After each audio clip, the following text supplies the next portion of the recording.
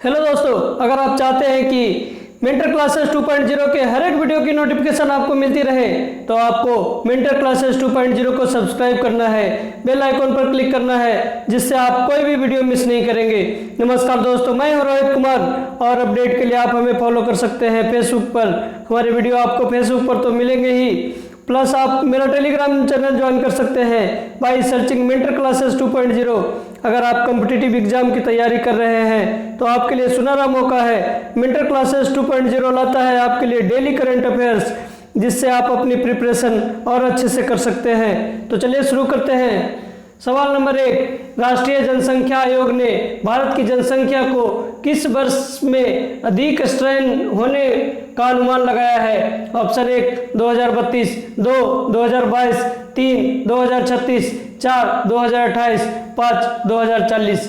इसका सही जवाब है दोस्तों ऑप्शन 2036। स्वास्थ्य और परिवार कल्याण मंत्रालय MHFW के तहत जनसंख्या पर राष्ट्रीय आयोग ने जुलाई 2020 में जनसंख्या अनुमानों पर तकनीकी समूह की रिपोर्ट प्रस्तुत की, जिसका शीर्षक भारत और राज्यों के लिए जनसंख्या अनुमान 2011 से 2036 है। रिपोर्ट में अनुमान लगाया गया है कि 2011 की जनसंख्या की तुलना में 2036 में भारत की कुल जनसंख्या प्रति 1000 पुरुषों पर एक महिला का लिंग अनुपात अधिक स्ट्रेन होने की उम्मीद है। सवाल नंबर 2, उस संगठन का नाम बताइए जिसने देशों को 31 अगस्त 2020 तक अपनी कोविड-19 वैक्सीन ग्लोबल एक्सेस कोवैक्स सुविधा से जुड़ने के लिए आमंत्रित किया है? ऑप्शन 1 एमनेस्टी इंटरनेशनल, 2 संयुक्त राष्ट्र बाल कोष, 3 राष्ट्रमंडल राष्ट्र, 4 विश्व स्वास्थ्य संगठन, 5 विश्व आर्थिक मंच। इसका सही जवाब है दोस्तों ऑप्शन 4 विश्व स्वास्थ्य संगठन। दुनिया भर में कोविड-19 टीकों को तेजी से निष्पक्ष और न्याय संगत पहुंच प्रदान करने के लिए विश्व स्वास्थ्य संगठन ने देशों को 31 अगस्त 2020 तक अपनी कोविड-19 वैक्सीन ग्लोबल एक्सेस सुविधा में शामिल होने के लिए आमंत्रित किया है। इसका उद्देश्य 2021 के अंत तक प्रभावी अनुमोदित कोविड-19 टीकों की 2 बिलियन खुराक वितरित करना है। सवाल नंबर 3, उस देश का नाम बताइए जिसने काला सागर में सबसे बड़े प्राकृतिक गैस रिजर्व की खोज की? ऑप्शन 1 यूक्रेन, 2 रूस, 3 तुर्की, 4 जॉर्जिया, 5 बुल्गारिया। इसका सही जवाब है दोस्तों ऑप्शन 3 तुर्की। हाल ही में तुर्की ने काला सागर में अपनी सबसे बड़ी प्राकृतिक गैस की खोज की है। गैस क्षेत्र 2023 में कार्यात्मक हो जाएगा। तुर्की एक शुद्ध ऊर्जा निर्यातक बनने के लिए निर्धारित है। इस खोज में ऊर्जा आयात के लिए रूस, ईरान, अजरबैजान पर तुर्की की निर्भरता को बदलने की क्षमता है। सवाल नंबर 4, किस क्षेत्रीय ग्रामीण बैंक ने सामान्य बीमा उत्पाद बेचने के लिए SBI जनरल इंश्योरेंस कंपनी के साथ साझेदारी की है? ऑप्शन 1 इलाहाबाद यूपी ग्रामीण बैंक, 2 आंध्र प्रदेश ग्रामीण विकास बैंक, 3 असम ग्रामीण विकास बैंक, 4 चैतन्य गोदावरी ग्रामीण बैंक, 5 कर्नाटक विकास ग्रामीण बैंक। इसका सही जवाब है दोस्तों ऑप्शन 5 कर्नाटक विकास ग्रामीण बैंक। कर्नाटक विकास ग्रामीण बैंक और SBI general insurance company limited ने कर्नाटक ग्रामीण बैंक की शाखाओं के माध्यम से सामान्य बीमा उत्पाद बेचने के लिए कर्नाटक के धारवाड़ में एक समझौता ज्ञापन MOU पर हस्ताक्षर किए हैं। MOU पर कर्नाटक विकास ग्रामीण बैंक के महाप्रबंधक BC रविचंद्र और SBI जनरल इंश्योरेंस लिमिटेड के प्रमुख महेंद्र त्रिपाठी ने हस्ताक्षर किए। सवाल नंबर 5, निजी क्षेत्र के बैंक का पता लगाएं जिसने अपनी डिजिटल परिवर्तन यात्रा के लिए एक्सचेंजर के साथ भागीदारी की है? Option 1 ICICI bank, 2 RBL bank, 3 yes bank, 4 axis bank, 5 HDFC bank. इसका सही जवाब है दोस्तों option 2 RBL bank. RBL bank ने बैंक की सूचना प्रौद्योगिकी प्रणालियों की भविष्य की तत्परता को बदलने और बढ़ावा बढ़ाने और अपनी डिजिटल परिवर्तन यात्रा में तेजी लाने के लिए एक्सेंचर के साथ एक रणनीतिक साझेदारी की है। सवाल नंबर 6, ऑनलाइन होम कार्निवाल शुरू करने के लिए अड्डा कॉर्नर के साथ किस बैंक ने सहयोग किया है? ऑप्शन 1 भारतीय state bank, 2 Punjab national bank, 3 Canara bank, 4 United bank of India, 5 Indian bank. इसका सही जवाब है दोस्तों ऑप्शन 1 भारतीय स्टेट बैंक। भारतीय स्टेट बैंक ने भारत के पहले रियल टाइम ग्रुप नेगोशिएशन ई प्लेटफॉर्म अड्डा कॉर्नर के साथ ऑनलाइन होम कार्निवाल शुरू करने के लिए साझेदारी की है, जो बेंगलोर में रियल एस्टेट बाजार को बढ़ावा देने में मदद करेगा। सवाल नंबर 7, टाटा कैपिटल लिमिटेड ने किस प्लेटफॉर्म पर स्विफ्ट इंस्टा पर्सनल लोन नामक एक नई सेवा शुरू की है? Option 1 WhatsApp, 2 Twitter, 3 Instagram, 4 Facebook, 5 Snapchat. इसका सही जवाब है दोस्तों ऑप्शन 1 व्हाट्सएप।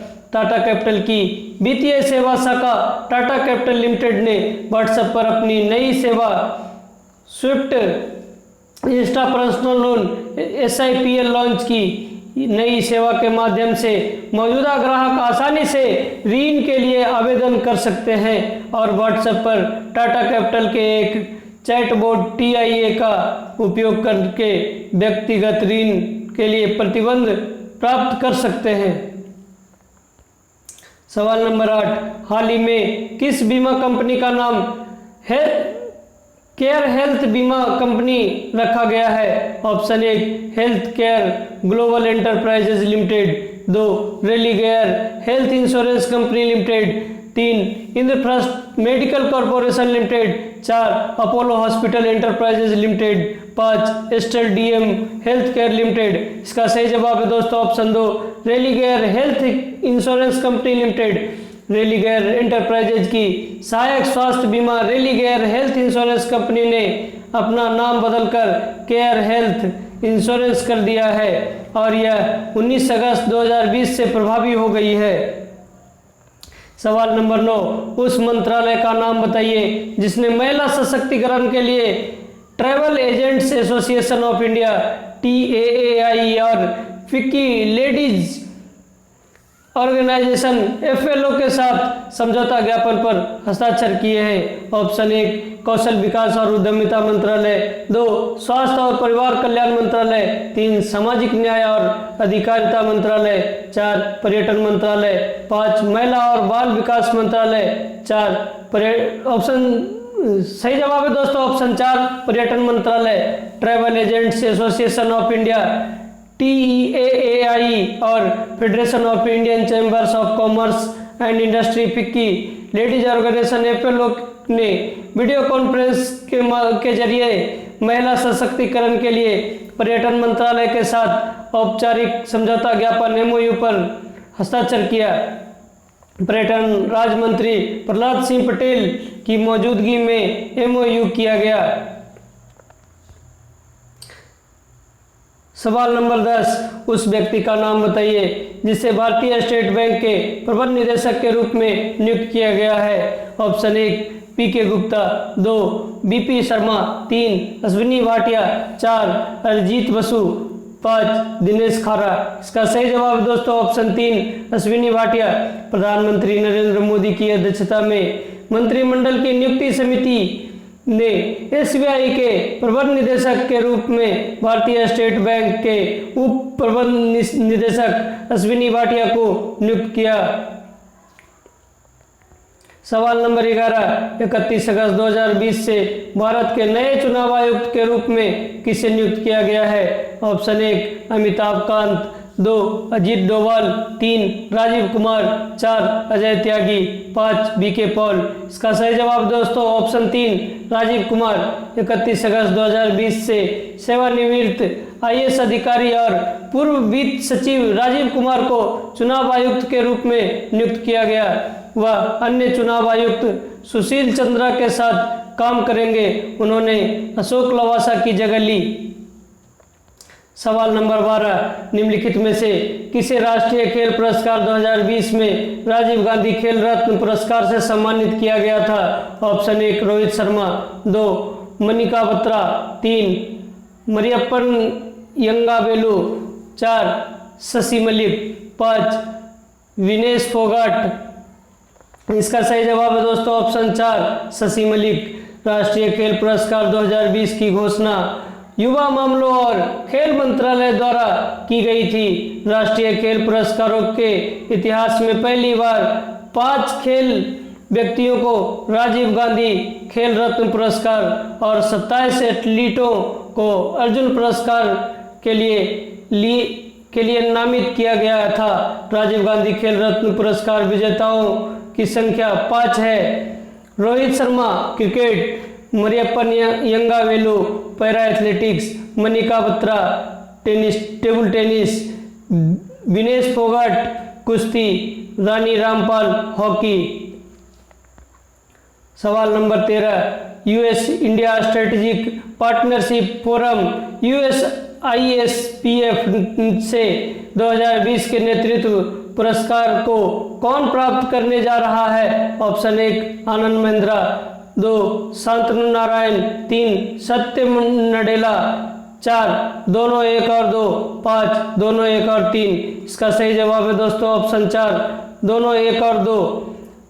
आनंद महिंद्रा और Shantanu Narayan US India strategic partnership forum USISPF ने घोषणा की कि अमेरिका भारत द्विपक्षीय संबंधों को बढ़ावा देने के लिए उनकी अनुकरणीय दृष्टि और प्रयास के लिए महिंद्रा ग्रुप के अध्यक्ष आनंद महिंद्रा और एडोब के अध्यक्ष और मुख्य कार्यकारी अधिकारी शांतनु नारायण को 2020 का लीडरशिप अवार्ड मिलेगा। सवाल number 14, Asian Bharat network of think tank AINTT की 6वीं गोल्ड मेज हाल ही में आयोजित की गई थी। एशियन 2020 की अध्यक्षता किस देश के पास है? Option 1 Indonesia, 2 Vietnam, 3 Cambodia, 4 Laos, 5 Malaysia. इसका सही जवाब है दोस्तों ऑप्शन 2 वियतनाम। थाईलैंड के विदेश मंत्रालय के साथ साझेदारी में विदेश मंत्रालय ने वीडियो कॉन्फ्रेंसिंग के माध्यम से Asian Bharat network think tank AINTT की 2 दिवसीय 6वीं राउंड टेबल का आयोजन किया। एशियन 2020 के अध्यक्ष वियतनाम। सवाल नंबर 15, किस बीमा कंपनी ने बीमा व्यवसायों के विलय के लिए भारतीय एक्सा बीमा कंपनी के साथ एक समझौते पर हस्ताक्षर किए? Option 1 Reliance general insurance company, 2 Tata AIG general insurance company, 3 ICICI Lombard general insurance company, 4 Bajaj Allianz general insurance company, 5 oriental insurance company limited. इसका सही जवाब है दोस्तों option 3 ICICI Lombard general insurance company, ICICI Lombard general insurance company limited.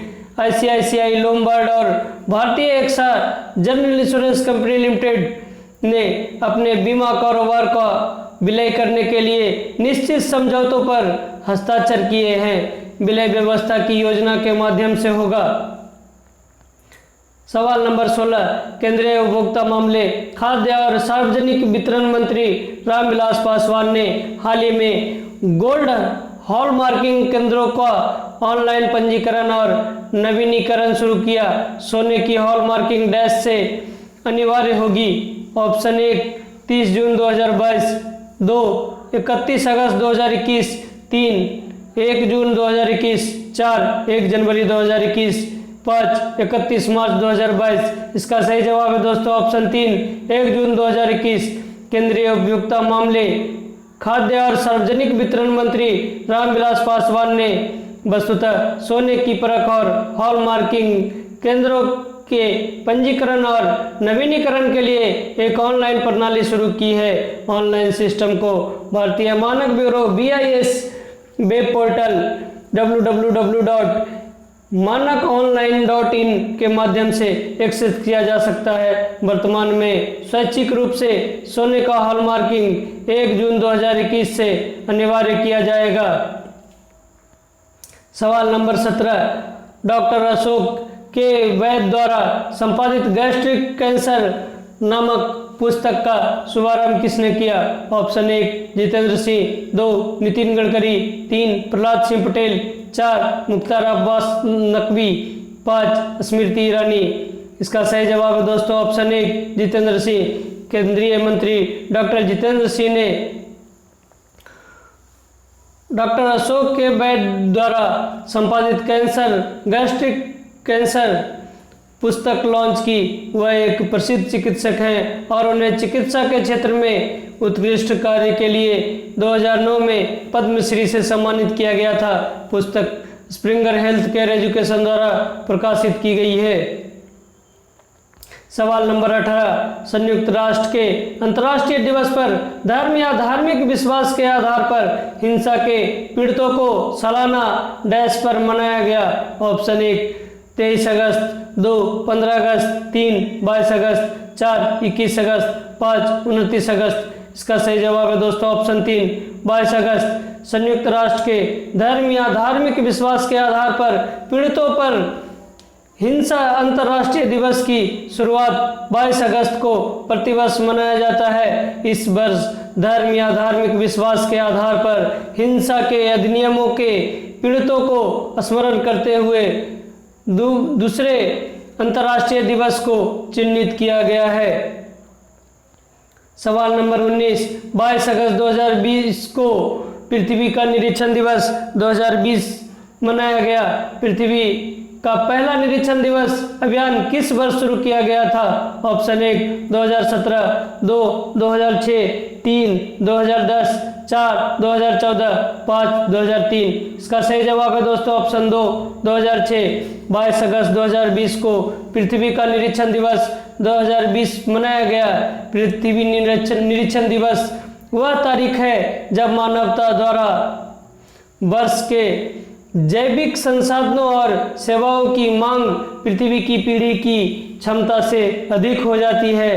पहला global पृथ्वी निरीक्षण दिवस अभियान 2006 में शुरू किया गया था। सवाल नंबर 20, उस मोबाइल ऐप का नाम बताइए जिसे भारतीय राष्ट्रीय राजमार्ग प्राधिकरण ने राजमार्ग वृक्षारोपण की निगरानी के लिए विकसित किया था। ऑप्शन 1 गोरापथ, 2 विश्वपथ, 3 नोवापथ, 4 हरित पथ, 5 उपरोक्त में से कोई नहीं। इसका सही जवाब है दोस्तों ऑप्शन 4 हरित पथ। सड़क परिवहन और राजमार्गों के केंद्रीय मंत्री नितिन जयराम गडकरी ने राजमार्ग के किनारे वृक्षारोपण की निगरानी के लिए मोबाइल ऐप हरित पथ लॉन्च किया। मोबाइल ऐप को भारतीय राष्ट्रीय राजमार्ग प्राधिकरण NHAI सड़क और परिवहन मंत्रालय के तहत एक सार्वजनिक क्षेत्र के उपक्रम PSU द्वारा विकसित किया गया था। धन्यवाद दोस्तों, मिलता हूं मैं आपको अगले वीडियो में। तब तक के लिए bye bye, C you see. आप हमारे वीडियो को लाइक करें, कमेंट करें, चैनल को सब्सक्राइब करें और बेल आइकन दबाएं। धन्यवाद।